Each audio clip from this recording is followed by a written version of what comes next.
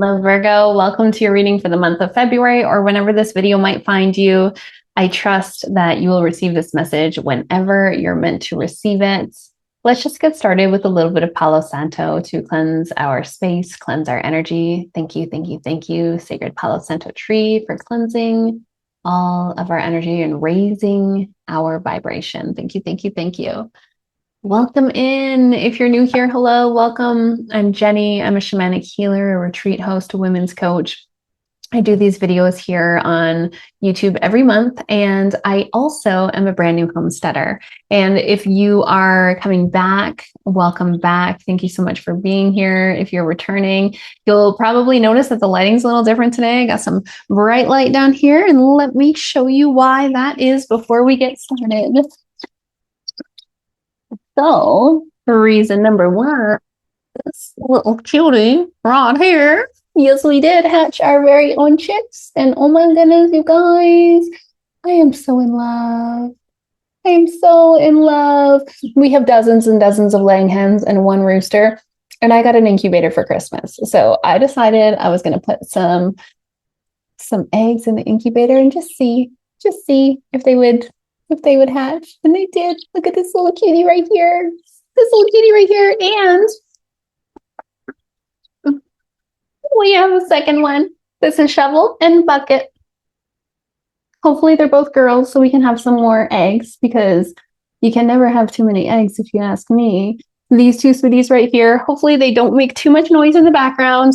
I have adjusted my audio settings today so that you don't hear them. But like I said, the lighting's a little wonky, but they're going to live here in the office for at least the next 8 weeks. So the lighting will be different the next couple of months here. And if you are also a lover of animals and you want to watch their growth, you can watch my shorts or follow me on social media.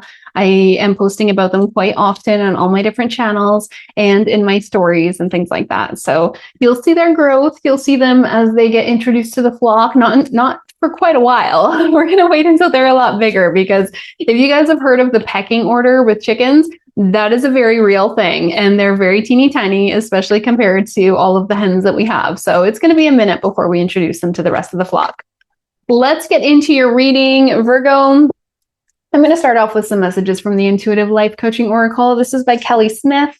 This is my favorite deck. You've probably heard me say this before. It's my OG deck because I've had it the longest. I've used it the most because the readings are always spot on with it. I always call it as well my tough love deck, because that's exactly what it does. It gives us a healthy dose of tough love. It calls us on our shit when we need it to be called. And I say us because I have a lot of Virgo in my chart as well. So let's see what is the primary energy for the Virgo collective in the month ahead, please. The primary energy. Okay, we're getting empath. So you already know that. I'm sure you already know that. The Virgo is the healer, right? The archetype of Virgo is the healer. And you probably have already considered yourself an empath for a very, very long time. Someone might walk into the room and you're like, is something wrong? And they're like, no. And you're like, are you sure about that? Because it kind of feels like something might be wrong. Right now, there is a whole lot of energy going on in the collective. I mean, you don't have to be somebody who watches the news to understand what's happening in the world right now. And what's happening in the world right now is creating a whole lot of fear, a lot of doubt, a lot of insecurity, a lot of division and hate and bigotry. And the empath card comes to say that you might be confusing other people's energy with your own, Virgo. So it's really, really important now more than ever. I mean, always, but it's really important to manage your energy and practice energy hygiene so that you're not absorbing other people's energy, so that you're cleansing other people's energy off of you, so that you're protecting your energy. And if you're not familiar with energy hygiene, I always talk about my 3 steps to energy hygiene.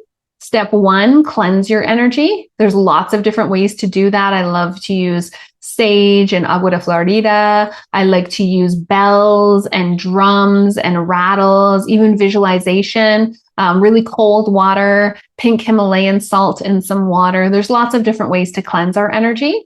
And then step 2 is to ground your energy. And I mean, Virgo, come on, we're earth signs. The best and easiest way to ground is to go outside.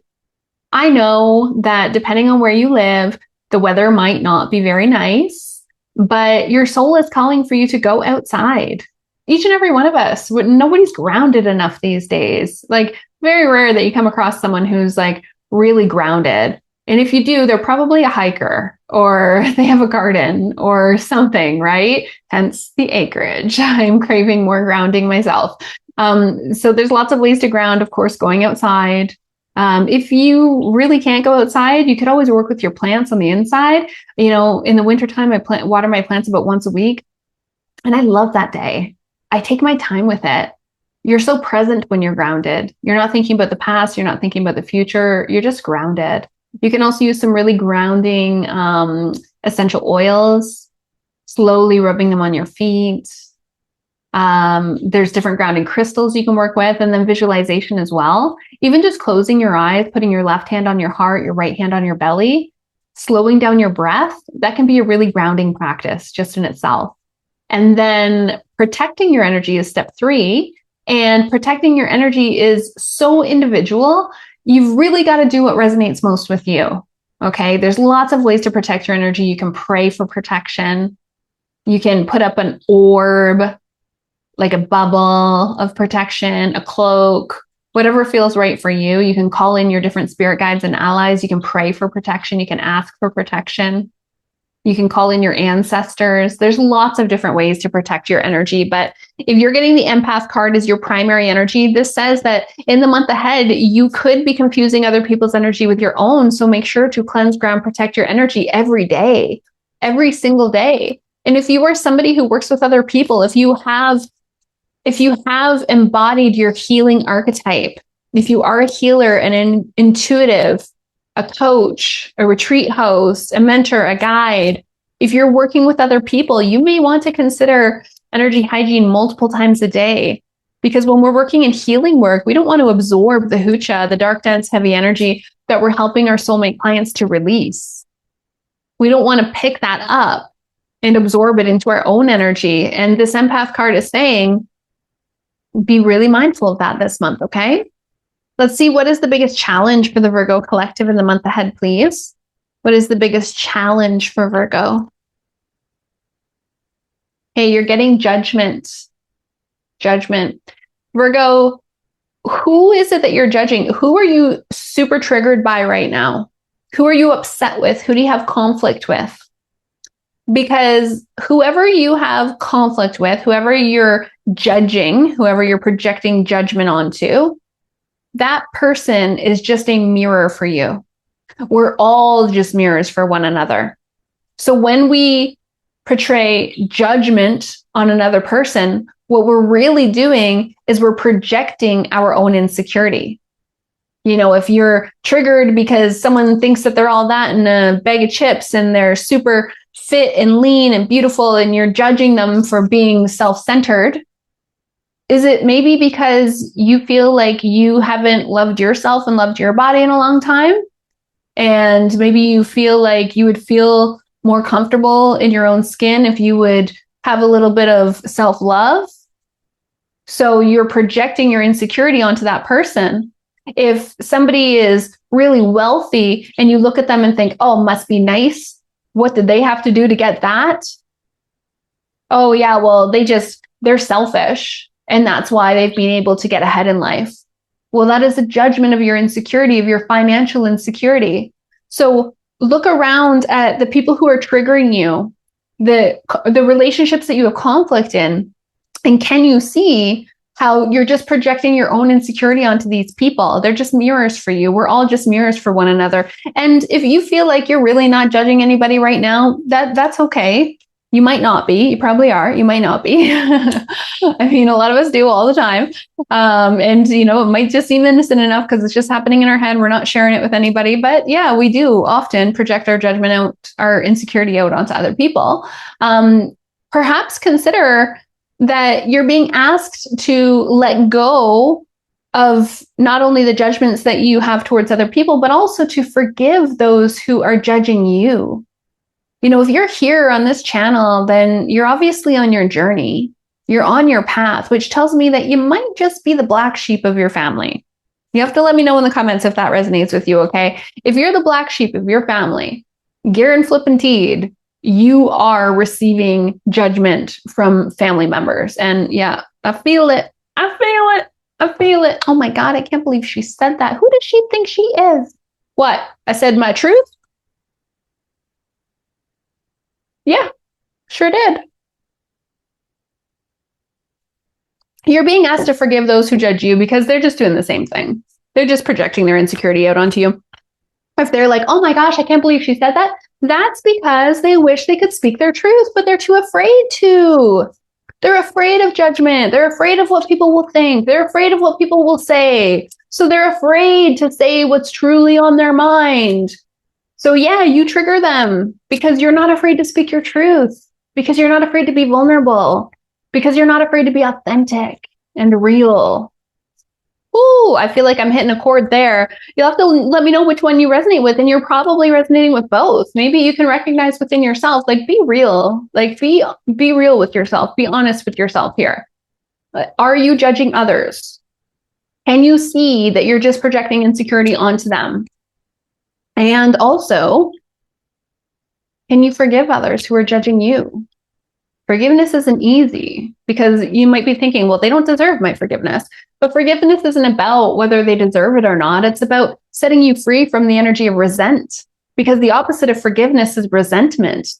If we are not forgiving someone, then we're hanging out in the energy of resent. And we can only get so far in our journey if we're hanging out in the energy of resent, because it's going to bog us down. This journey is about raising our vibration. And I'm not talking about toxic positivity, like high vibe all the time. No, that's impossible. But it is about showing up as our best as much and as often as we can, and working through that resistance and self-sabotage. And when we see these lessons, working through these lessons and feeling it so we can heal it. And if we're hanging out in the energy of resent, well, we're not really going to be transmuting any of that energy now, are we? Let's see what is going to help the Virgo collective to move through this challenge, to let go of judgments, to let go of projections, and to forgive those who are judging. We've got two messages here. Okay, well, number one, okay, tough love deck.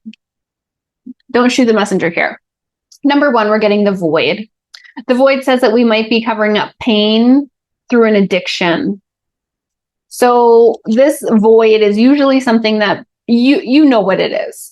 You know what it is for you. It's going to be different for all of us, but you know what it is for you. Number one could be a substance, drugs and alcohol. Yeah, for sure. Maybe you're numbing out.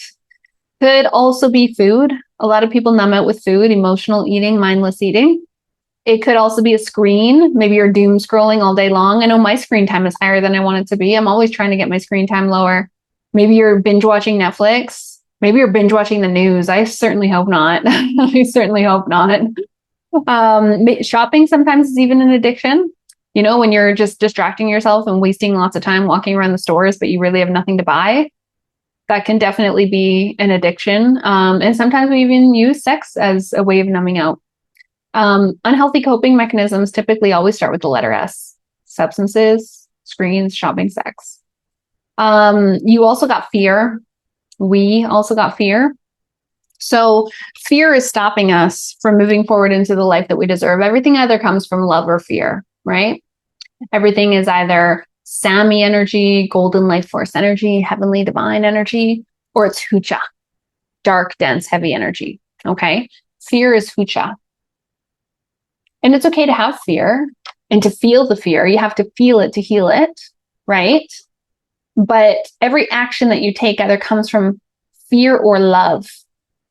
So start asking yourself, is this coming from fear or is it coming from love? Because I can guarantee you this addiction is coming from fear. It's not coming from love. It's not an act of self-love to be numbing out with anything, no matter what that is. So in order to move through your challenges in the month ahead, you're being asked to recognize when you're taking action out of fear or love, and to bring awareness to any addictive tendencies that you have where you're numbing out. Because what is numbing out? Numbing out is avoidance, right? They're sleeping. They're so cute. Numbing out is avoidance. When we're numbing out, it's because we're trying to avoid something. So what is coming up that's making you want to avoid? And you might not even be consciously aware of it. You know, you pick the phone up, you put it down. You pick the phone up, you put it down. It's like, oh my gosh, I literally just put this down. Why am I picking it up again? What is wrong with me? It's because something's coming up and it wants your attention. And your ego is saying, no, don't pay attention to that. Let's just numb out a little bit more. Don't pay attention to it. So there could be some shadow work for you to do in the month ahead. We're in the final opportunity to shed. February is a really big month. We've got the final full moon of the year of the snake, which is happening very early in the month, the final opportunity to shed. We've got an eclipse coming. We've got the Chinese New Year, the year of the fire horse coming in. Big shift there. Lots of opportunities to do shadow work, okay? Transformation. What will help the Virgo collective to align with their highest path, purpose, timeline, and destiny in the month ahead, please? The journey. So you're learning that every lesson has a hidden gift inside. So what you're going through right now is not for nothing. Nothing's happening to you. It's happening for you. You're learning that every challenge has a gift. So what is the gift in your current challenge that you're going through?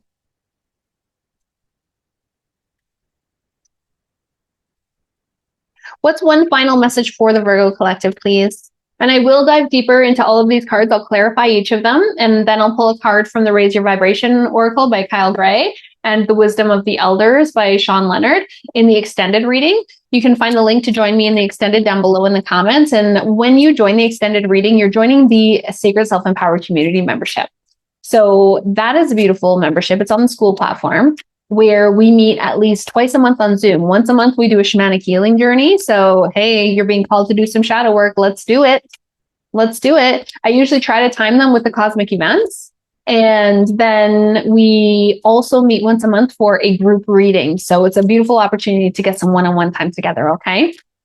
What's one final message for the Virgo collective for the month ahead, please? One final message. Creative projects. Beautiful. Master number 22. I love this card. You know, getting in touch with that sacral energy, that's where your manifestation power lies, right? In our sacral energy, our sensuality, our sexuality, our creativity. The sacral chakra governs our creativity. And you might be taking this quite literally, and maybe you're going to be painting or drawing or singing or dancing, making music. Perhaps your creative projects is around your home, redecorating, reorganizing a room or a space, or maybe it's around your wardrobe, switching up your clothing style. If you are in business for yourself, creative projects means, hey, how can you work creatively inside of your business? There's lots of different opportunities here, but this is saying that in this month, it's a beautiful opportunity for you to make your creative projects a priority. Maybe, just maybe, you'll be making a vision board this month.